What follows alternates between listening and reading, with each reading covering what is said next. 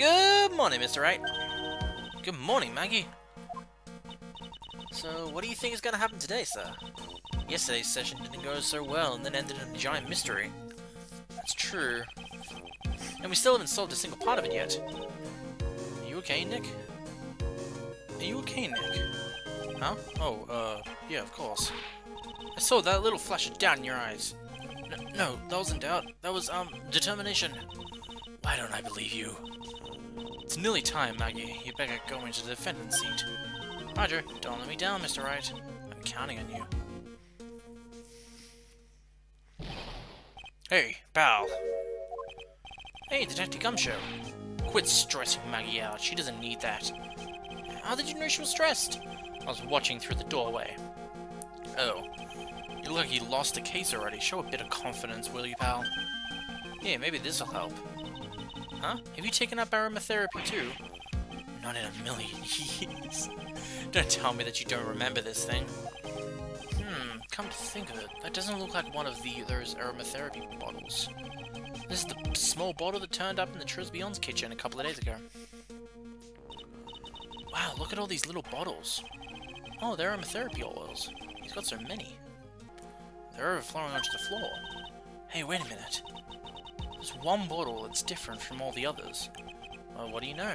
And it doesn't have a label either. Oh, it doesn't smell. We finally got the analysis results back from the lab. So, what is it? Is it the poison? I'm afraid not, pal.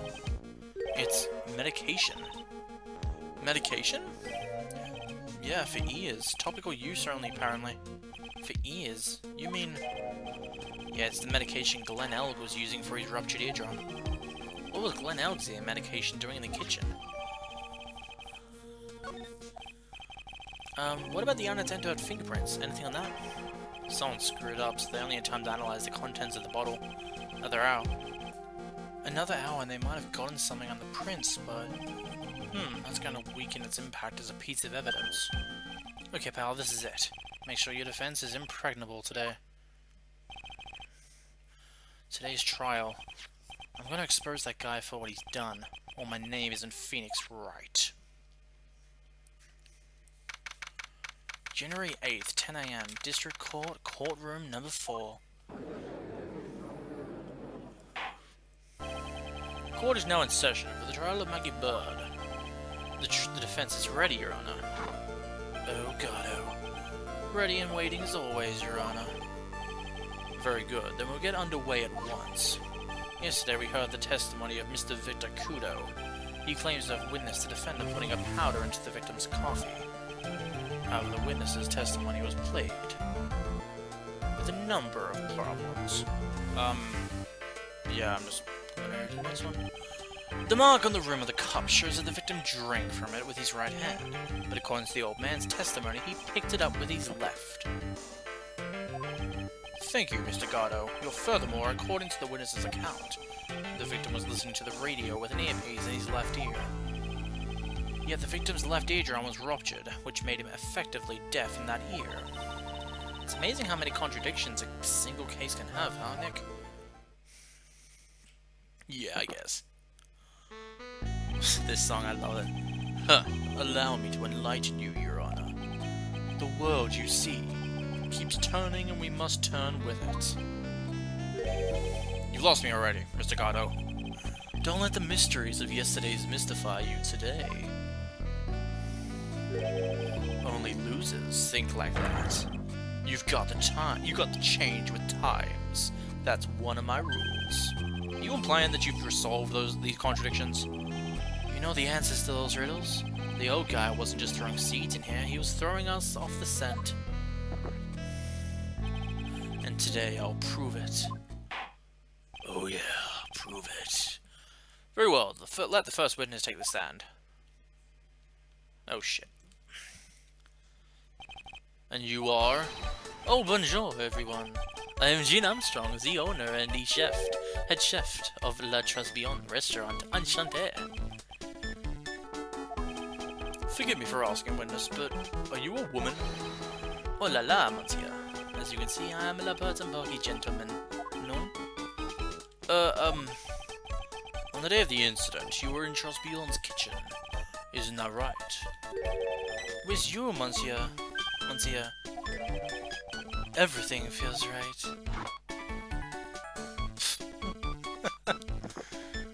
Yes, he drank the coffee in the same animation as he got it. Finally. Wow, he's totally unfazed. Doesn't anything intimidate this guy?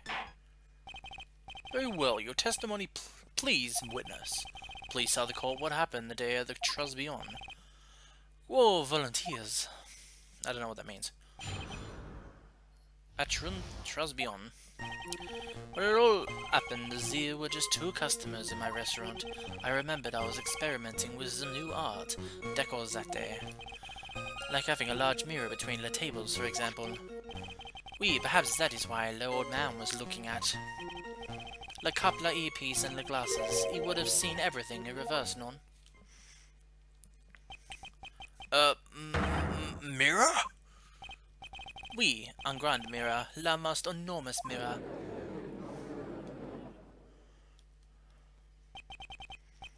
And suddenly the mystery disappears. Like I said, the world keeps turning, so roll with it. That would explain the coffee cup and the earpiece conundrum. The mirror would have had made everything appear back to front. What the heck? It's way too early in the morning for this to be happening to me. Now then, Mr. Wright, you may begin your cross-examination. Yeah, I don't believe the mirror, for some reason. When it all happens, it was just 2 customers in my restaurant. I remember I was experimenting with some new art decors that day. Like having a large mirror between the tables, for example. How big of a mirror are we talking about here? Oof, something about 4 meters wide, and, about 2 meters high. Let's see, if 1 meter is about a yard, holy glass in a frame, that's huge.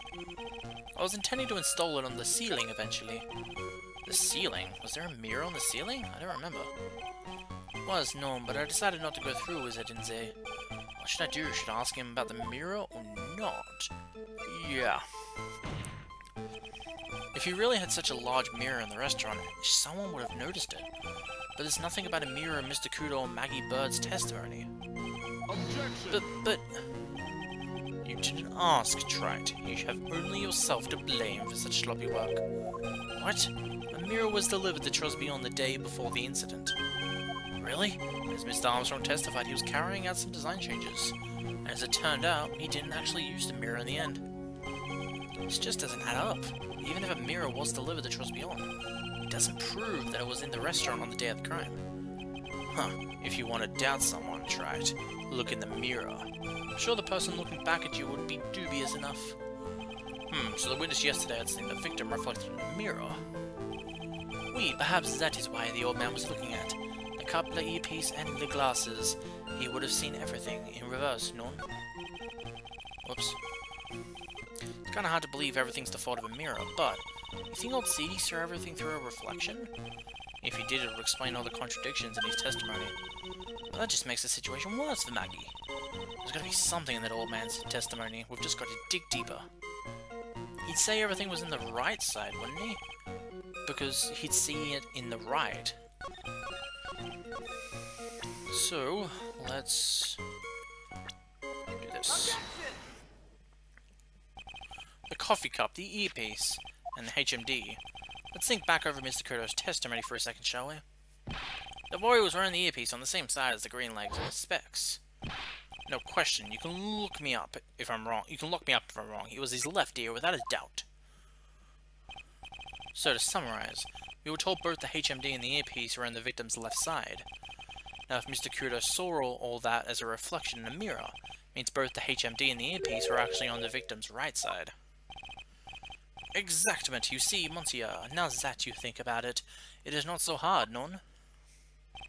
Unfortunately, that's where we run into a monumental contradiction with the facts. If Mr. Kudo really did see everything in the mirror, why is it the HMD is now on the wrong side of his head? Order! Order! Mr. Wright is correct. If the witness generally observed the victim reflected in a mirror, then we would expect the victim's eyepiece to have been over his right eye. How bitter. Try it. You should have a taste of this bitterness. It'll calm you down in no time. Are we talking about your coffee? Or something completely different? You don't understand the way the witness thinks. How he thinks? You remember this? I broke the vase, sorry, apology, Mr. Kudo's sworn testimony. Exactly, the old man has one very grievous habit, other than throwing seeds. The more of an impression something makes, the more muddled his mind makes it. And what makes this most striking thing about Mr. Elg? Clearly, it's the victim's eyepiece. And that's my point, the old man strikes again. Mr. Elg's HMD made a big impression on the old man.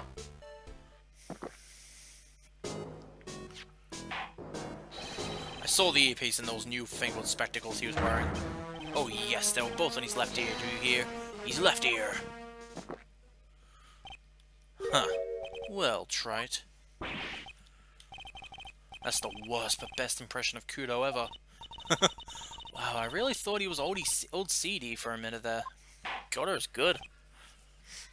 Enough! I must agree that yesterday's witness was irresponsibly rash in much of his testimony. Bad luck, Nick. Looks like the boil of a contradiction you found is just a rash.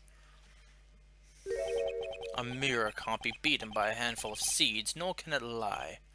So, what exactly was the old man looking at? Fill us in, Mr. Armstrong.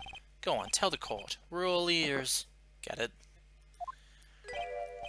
Oui, I can explain. Please, if you will, look at the plans of the restaurant.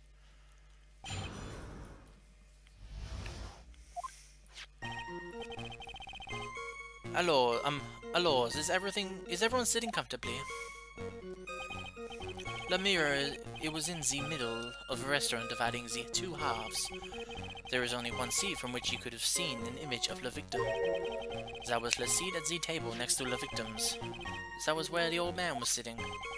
After the terrible incident occurred, I moved in the mirror, so it was not so creepy.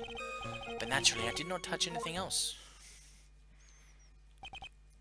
I see no problems with the explanation we have just heard. From the table next to the victims, Mr. Kudo could have seen the victim in the mirror. What a naughty little coquette I am, confusing all the men like this. Don't worry about it.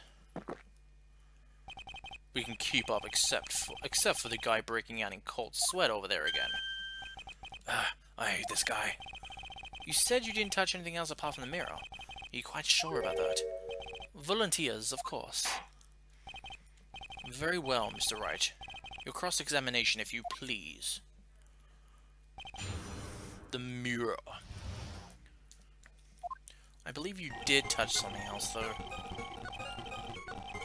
Now, if we go back to the crime photo.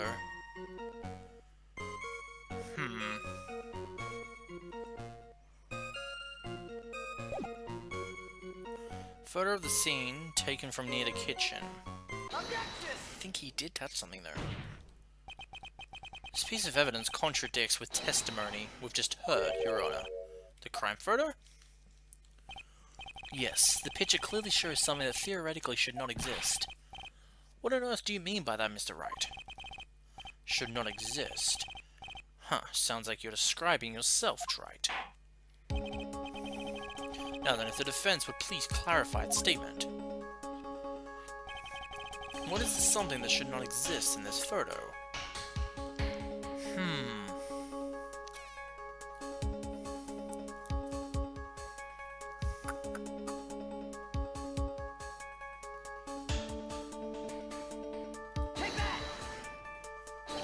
I think it's pretty obvious that this is what should not be in the photo. The vase? What possible connection does that have with this witness's testimony? Your Honor, I'm telling you that there should not have been a vase on this table because he smashed it, right? Because it very clearly contradicts with this piece of evidence.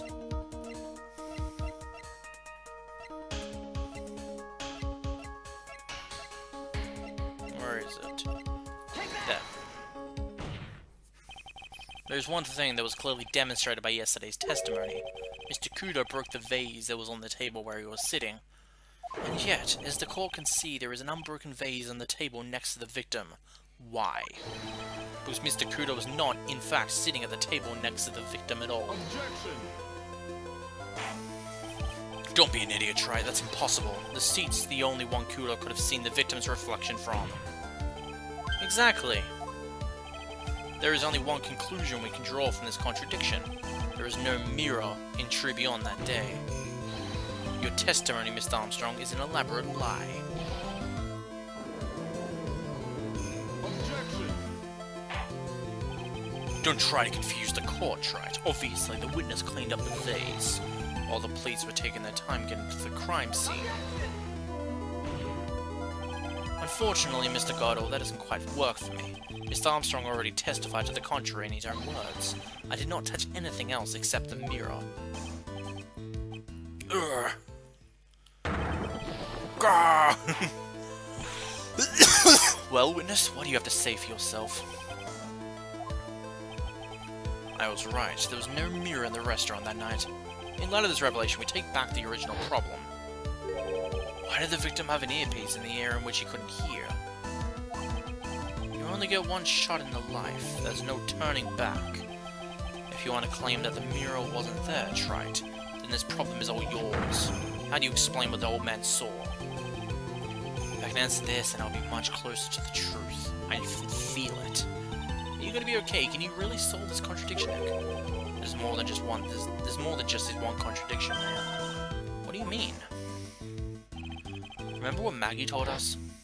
There was another man at the victim's table, and there was a sample CD on the victim's table. It all flies in the face of Mr. Kudo's testimony. And I think I know the reason why nothing in this case is adding up. He's a fake victim, maybe? Maybe he was bribed or something like that. Maybe he was bribed by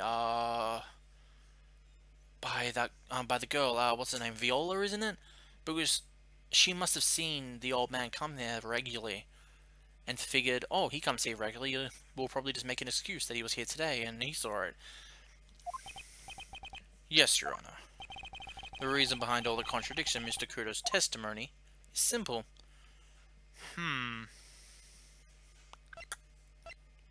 Mr. Kudo, the victim was a phony.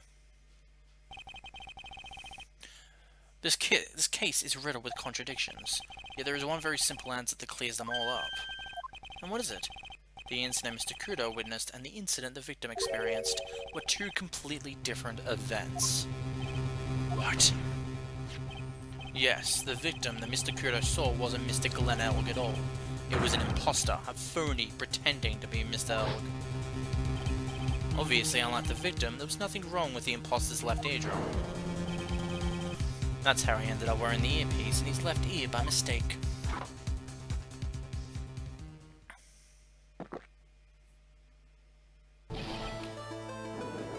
I didn't actually expect this. I thought it was just he was bribed for something, but the victim being a phony? Order! Order in the court! Settle down or I'll clear the courtroom. Quiet, Gramps. Why don't you clear out of here then? What did you say?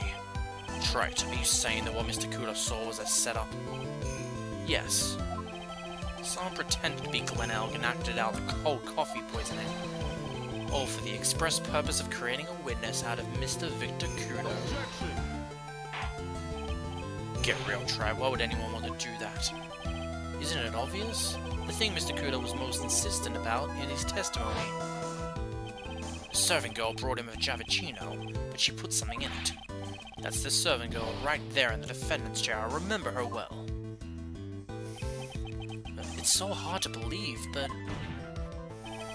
there was one and only one reason to show Mr. Kudo this fake poisoning. Show Maggie Byrne the act of poisoning the coffee. Are you insinuating that the waitress in the old man's story was a fake as well? It's true that there were no other customers in the restaurant at the time. It's also true that the chef there he would have noticed what was happening.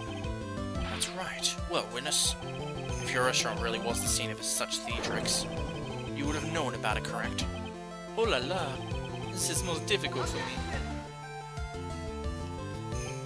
No, it's quite simple. All you have to do is testify you are under oath, after all. Was there in fact a phony at Trilsby on that day? The defense demands that Mr. Armstrong tell the whole truth about what happened. The defense request for additional testimonies accepted. You will accurately explain in detail the events in the restaurant that day. Oui, oui.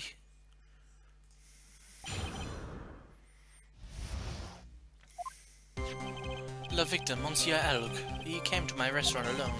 I remember the old man arrived not long after him. There was no other customers. When he got word he won the lottery, the lottery mon, Elg became very excited. He was approximately 5 minutes later that the poisoning incident occurred. There was no time for a phony to do the acting. Just so we're clear, there was no mirror in the restaurant after all. Forgive me, Your Honor. I lied because I wanted this mess to be cleared up quickly. What you have just done is commit perjury, Mr. Armstrong. I will decide how to punish you later. We. For now, we will hear your cross-examination, Mr. Wright. He took that perjury charge a bit too well. But I'm guessing he will be in more serious trouble after this cross-examination. In the restaurant. Le victim, Monsieur L. He came to my restaurant alone.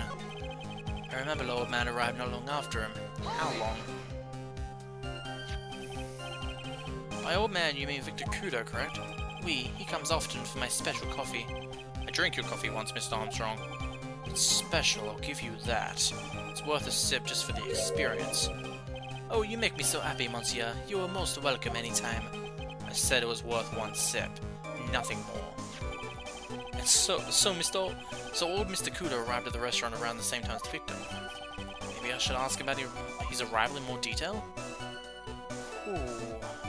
What time did he arrive? Out of curiosity, about what time was it when Mr. Godot arrived? Oh no, I cannot remember, Monsieur. I believe we were told by a witness yesterday. Crime was reported at 2:25 PM by a kind of scary old man. Does that perhaps jog your memory, witness? The incident happened about 20 minutes after he arrived, so the victim must have arrived between 2 o'clock PM and 2:10. Just after 2, huh? Thank you for your help in jogging my memory, Monsieur. You are wonderful. I can't sit here all the time and do nothing now, can I? The time of the day will be added to the testimony. Oui, Monsieur Judge, everything I do it for you. Mercy be on. That's French, isn't it? Glad at least one person is in a good mood. He's even humming a song to himself. I remember the old man arrived not long after him, just after 2 PM. That's wrong. Because he should have been yelping about his reward later. Earlier, actually. Because it says it's at 1:30. I'm afraid I finally got you, Mr. Armstrong. Qui? What do you mean? At the time in question, the victim was listening to the radio with his earpiece. The show he was listening to was Million Radio. Each week they announced the winning number of a $500,000 lottery ticket. Qui, that must be le show, mon.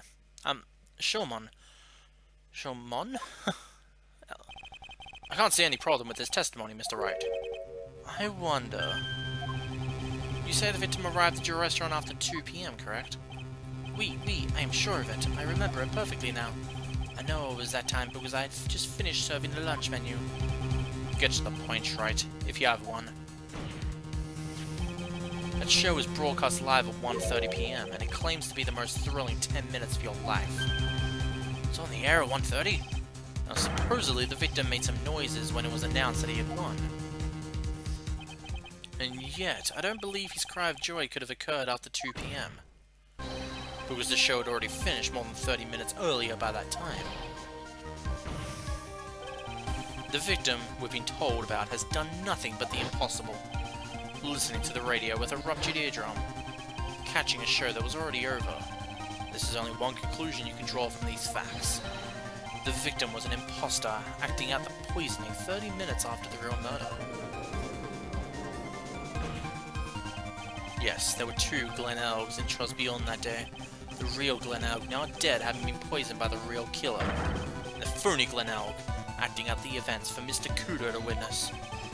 It certainly seems that way. I mean, if that wasn't the case, how could you explain the time discrepancy? Quite a performance, Trite. You were almost on a roll. But sadly, you lack the rock-hard foundation of rhythm to build your song.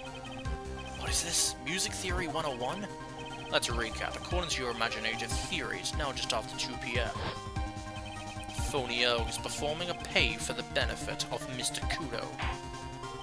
How do you explain then where the real Glen Elg is? I don't believe I have to spell this out for the court, however, at the time, the real Glen Elg was already dead. That's certainly the obvious conclusion. Thank you, Trite. That's exactly what I was hoping you would say. What? Now, I presume you can prove this theory of yours. Can you explain where the missing corpse went to? The missing corpse? According to the old man's testimony, there was only one customer there. If that customer was the phony Glen Elg, then where did the killer hide the body of the real victim?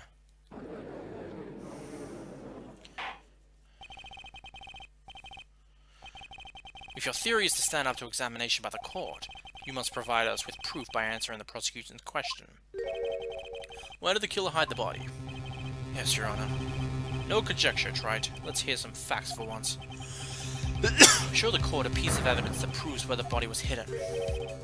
Evidence? What's with the intense pressure in here all of a sudden? I thought I had him with that contradiction. But he's turned it all around and backed me into a corner instead. Well, I thought it was obvious. You have to prove every little detail to be able to be heard out. Well, Mr. Wright, the court will now hear the defense's theory. First, where was the body of the real Mr. Glen Elg? Inside. Sorry, my neck. My throat. It would have, it would have been too dangerous to take the body outside. Obviously, the body must have been hidden somewhere inside Trosbion. Interesting. But where could a body have been hidden inside a restaurant? Perhaps you would care to show the court in these plans, Mr. Wright. Yes, Your Honor. The exact location where the body was concealed inside Trosbion is the kitchen. It's the safest place. The body was hidden here. I see. Nice supposition. But the real question is, can you back it up? Where's the evidence that proves the body was hidden in that location? The small bottle. Mr. Armstrong, do you recognize this bottle? No. I have never seen that ugly bottle before in my life. I only use the very best bottles, monsieur. The highest quality only for me. Where was that bottle found, Mr. Wright? Interestingly enough, Your Honor, it was found in the kitchen of Trosbion. Oui? But I only ever use these bottles for my aromatherapy oils. But this bottle doesn't contain aromatherapy oil, Mr. Armstrong. No, it contains a medication. What kind of medication? I'm sure everyone remembers, don't they? That Mr. Elg visited an whatever clinic and was given medication that day? You can't be serious. The defense had the contents of the bottle analyzed, and I have the lab results here. The contents of the bottle match the prescription that was given to Mr. Elg. Glen Elg's murderer hid the body in the restaurant kitchen, at which time this bottle fell out of the victim's pocket. Mr. Armstrong, when the incident occurred, didn't you say you were in the kitchen? Mon Dieu! Yes, you know what I'm talking about to say. I'm about to say it was you who hid the victim's body. You did a fine job pretending to defend your client, Maggie Bird, however. You were setting her up to take the fall behind the poor girl's back.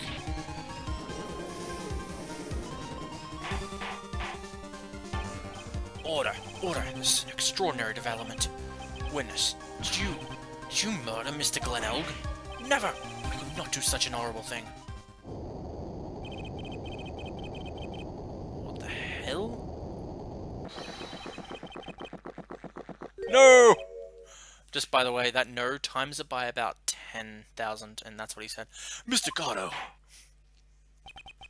The bitterness. Every time I get lied to, I always down a mug of coffee. It's one of my rules. Do you get the slightest idea how many cups you've had by now? Then I like to do the same to the person who lied to me. I like to take them down with my empty cup. Listen up, Chief. How about a brand new flavor in your eye? my H-deficient friend.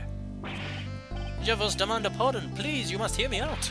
It is a trap. It's a trap. Listen to me. Por favor. Por favor.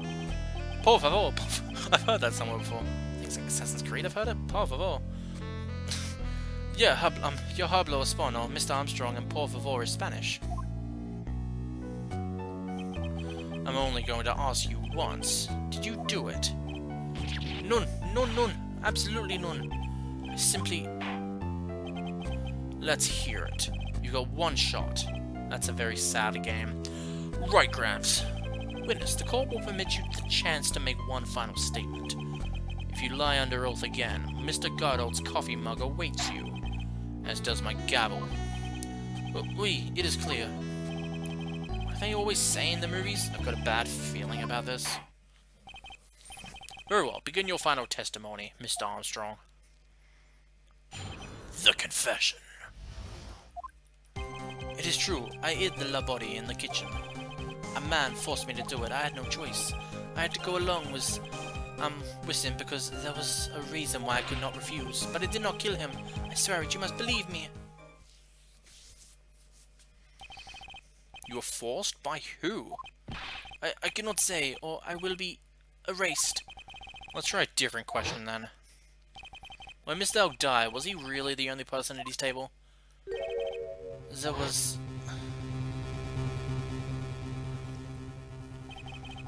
another man. I knew it. Maggie was telling the truth. You may cross-examine the witness now, Mr. Wright. There's just one more thing I need to do. I gotta break this guy and get him to tell us the name of the real killer.